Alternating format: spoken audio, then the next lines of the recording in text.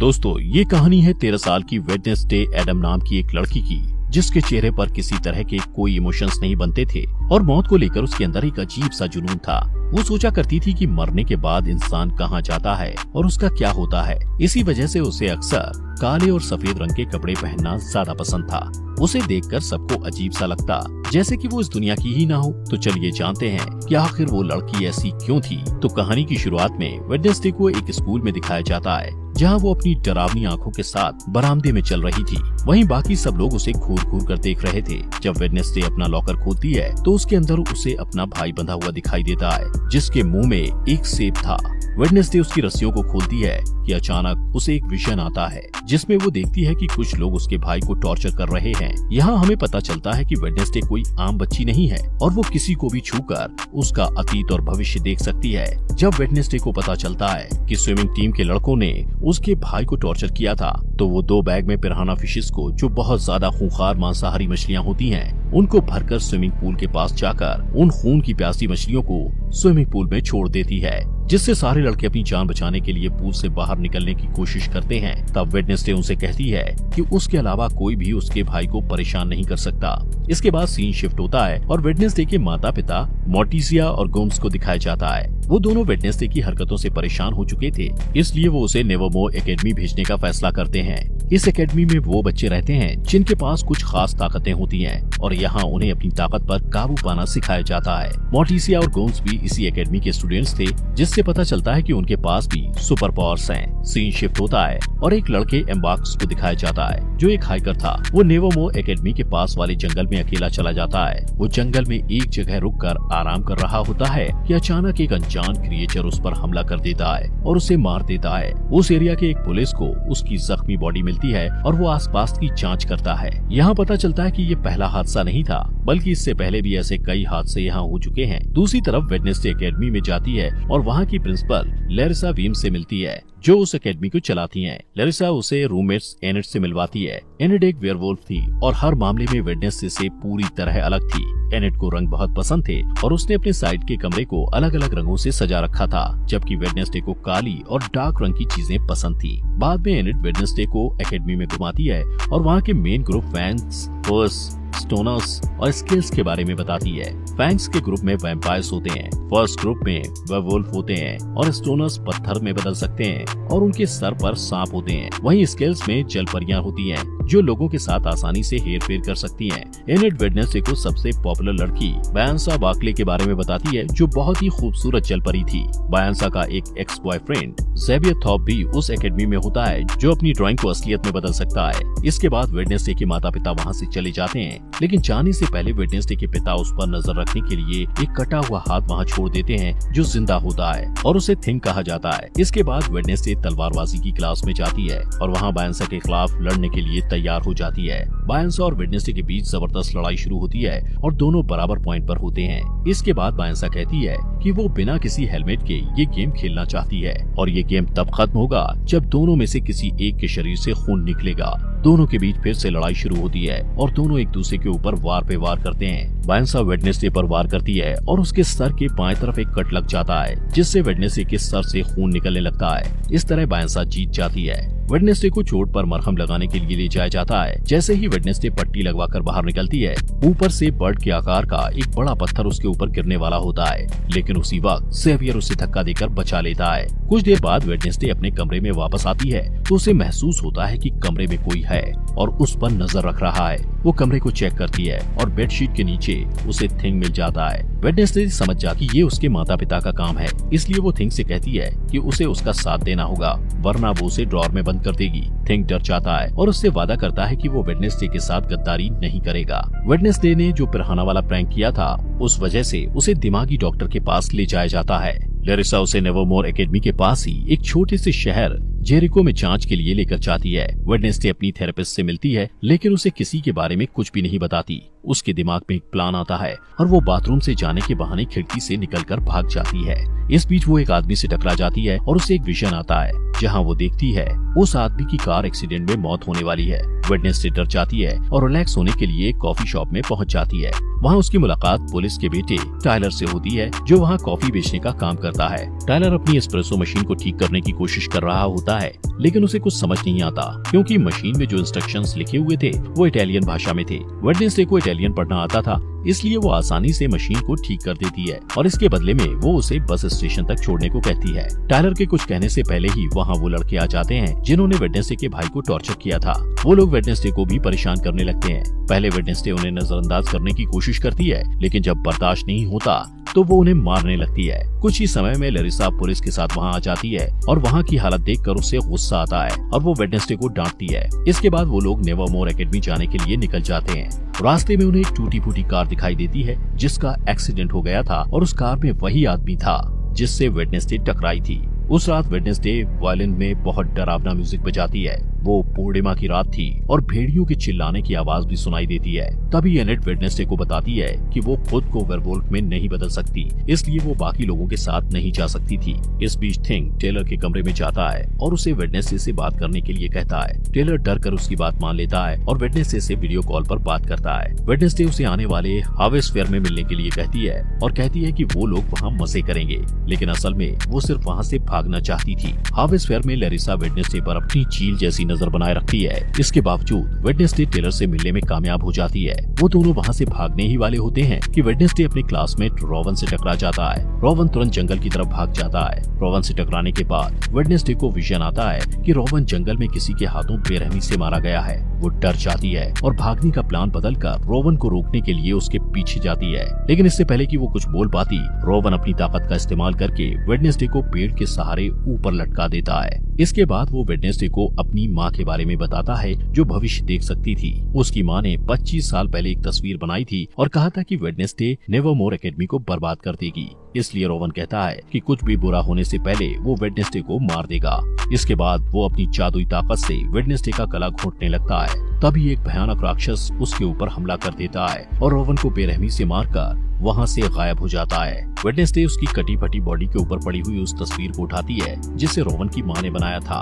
उसी वक्त पुलिस का हेड अपने पुलिस ऑफिसर्स के साथ वहाँ आता है और रोवन की बॉडी को ढूंढने की कोशिश करता है, लेकिन उसे बॉडी नहीं मिलती है। इसके बाद वेडनेसडे को पुलिस हेड के साथ दिखाया जाता है जो वहाँ हुई घटना के बारे में उसे बताती है, लेकिन हेड को उस क्रिएचर वाली बात पर भरोसा नहीं होता और उसे लगता है कि ये काम नेवरमोर एकेडमी के ही किसी स्टूडेंट का है। तभी वहाँ एक ऑफिसर आ जाता है। उसकी नजर दरवाजे से निकलते हुए रोवन पर पड़ती है जो जिंदा था। जब वेडनेसडे अपने कमरे में जाती है तो देखती है कि एनेट पियो कप नाम की एक कॉम्पिटिटर की तैयारी में बिजी है। ये एक बोट रेस की प्रतियोगिता थी जो हर साल एकेडमी में ऑर्गेनाइज की जाती है। बाद में वेडनेसडे रोवन से बात करने की कोशिश करती है, लेकिन लरिसा उसे कहती है कि रोवन को एकेडमी से निकाल दिया गया है, जिसका कारण वो उसे नहीं बता सकती। वेडनेसडे को शक होता है और वो प्लान बी के मुताबिक थिंग को रोवन पर नजर रखने के लिए उसके पीछे भेजती है। फिर सीन बदलता है और रोवन को एक रेलवे स्टेशन में जाते हुए दिखाया जाता है। थिंग उसका पीछा करता है। रोवन आसपास का माहौल चेक करने के बाद वॉशरूम में चला जाता है, जहां वो अपना रूप बदलकर एक बूढ़ा आदमी बन जाता है, लेकिन थिंग रास्ता भटक जाता है, इसलिए वो रोवन को अपना रूप बदलते हुए देख नहीं पाता। इसके बाद वो बूढ़ा आदमी लरिसा का रूप ले लेता है। यहाँ पता चलता है कि लरिसा ही अपना रूप बदलकर रोवन की मौत को छुपाने की कोशिश कर रही थी। वेडनेसडे के पास और कोई रास्ता नहीं होता, इसलिए वो रोवन की मौत का सुराग ढूंढने के लिए जंगल में जाती है, जहाँ उसे टेलर मिलता है जो अपने बाप का पीछा करते हुए वहाँ आया था। थोड़ी देर बाद वेडनेसडे को रोवन का चश्मा मिलता है। वो उसे उठाती है और उसे विजन आते हैं जिसमें वो देखती है कि रोवन के पास नीले रंग की एक किताब थी, जहाँ से उसे उसकी माँ की बनाई हुई तस्वीर मिली थी। इसके बाद वेडनेसडे तुरंत ही अपनी क्लास टीचर के पास जाती है और उससे किताब के बारे में पूछती है। उसकी टीचर बताती है कि वो किताब पुराने स्टूडेंट्स के समाज से जुड़ी हुई है जिसे नाइट शेड्स कहा जाता है, लेकिन उस समाज को बहुत पहले ही खत्म कर दिया गया है। फिर स्कूल से जाने के बाद वेडनेसडे रोवन के कमरे में किताब ढूंढने के लिए जाती है। रोवन के पलंग के नीचे उसे एक मुखौटा मिलता है। वो वहाँ से जाने ही वाली होती है कि तभी वहाँ रोवन का रूममेट ज़ेवियर आ जाता है और उसे देख के वेडनेसडे पलंग के नीचे छिप जाती है। ज़ेवियर से मिलने उसकी एक्स गर्लफ्रेंड बायंसा भी वहाँ आ जाती है। वेडनेसडे उन दोनों की सारी बातें सुन लेता है और उसे पता चलता है कि बायंसा आने वाले बोट रेस की प्रतियोगिता में एनेट को हराने के लिए प्लान बना रही है। इसके बाद वेडनेसडे अपने कमरे में आ जाती है और बायंसा को रेस में हराने के लिए प्रतियोगिता में एनेट का साथ देने का फैसला करती है। अगले दिन एनेड और वेडनेसडे प्रतियोगिता के लिए तैयार हो जाते हैं। इस रेस में सब कुछ अलाउड होता है, इसलिए वायंसा इसका फायदा उठाती है। रेस में 4 टीम भाग लेती हैं और नियम के मुताबिक जो टीम तालाब में गिरे बिना डेस्टिनेशन तक जाकर पहले वापस आ जाएगी वो रेस जीत जाएगी। जैसे ही रेस शुरू होती है, वायंसा अपने एक दोस्त को इशारा करती है जो एक जलपरी थी और बाकी बोट को बर्बाद करने के इरादे से वायंसा का साथ दे रही थी। वो तालाब में कूदकर एक नाव को बर्बाद कर देती है, जिससे वो टीम तालाब में गिर जाती है और रेस से बाहर हो जाती है। वेडनेसडे और एनेड पूरी तैयारी के साथ रेस कर रहे थे और थिंग उसमें उनकी मदद कर रहा था। थिंग की मदद से वो लोग वायंसा की दोस्त को एक जाल में फंसा लेते हैं। रेस के दौरान ही वेडनेसडे को एक विजन आता है और वो अपने सामने अपनी जैसी दिखने वाली एक लड़की को देखती है, जिसके बाल सुनहरे रंग के होते हैं। वो वेडनेसडे को कहती है कि वेडनेसडे एक चाबी है, जिससे वेडनेसडे काफी उलझन में पड़ जाती है। उसे कुछ समझ नहीं आता, लेकिन जैसे ही वो असली दुनिया में वापस आती है, उसे पता चलता है कि वायंसा रेस में आगे निकल गई है। लेकिन वो हार नहीं मानती और वायंसा की चालों को उसी के खिलाफ इस्तेमाल करके ये रेस जीत जाती है। 40 साल के बाद पहली बार कोई नॉन सायरन टीम ये रेस जीती थी।